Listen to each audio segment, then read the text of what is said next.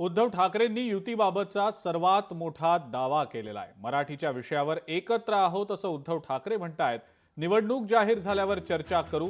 पहिल्यांदा मराठीच्या विषयावर एकत्र आलेलो आहोत। मी तेव्हाच सांगितलं होतं की आम्ही एकत्र आलेलो आहोत ते एकत्र राहण्यासाठी, त्यामुळे आम्ही मराठीच्या विषयावर एकत्र राहणारच। मात्र अद्याप निवडणूक जाहीर झालेली नाही। ज्यावेळी निवडणूक जाहीर होईल त्यावेळी आम्ही त्यावर चर्चा करू असं सुद्धा उद्धव ठाकरेंनी म्हटलंय। अनेक वर्षानंतर म्हणजे 20 वर्षानंतर आम्ही प्रथम एका व्यासपीठावरती आलो। ठीक आहे, पहिल्यांदा मराठीच्या विषयावरती एकत्र आलेलो आहोत। ते मी तेव्हाच सांगितलं की आम्ही एकत्र आलो ते एकत्र राहण्यासाठी, त्याच्यामुळे मराठीच्या विषयात आम्ही एकत्र राहणारच। मुद्दा येतो तो पुढे राजकारणाचा।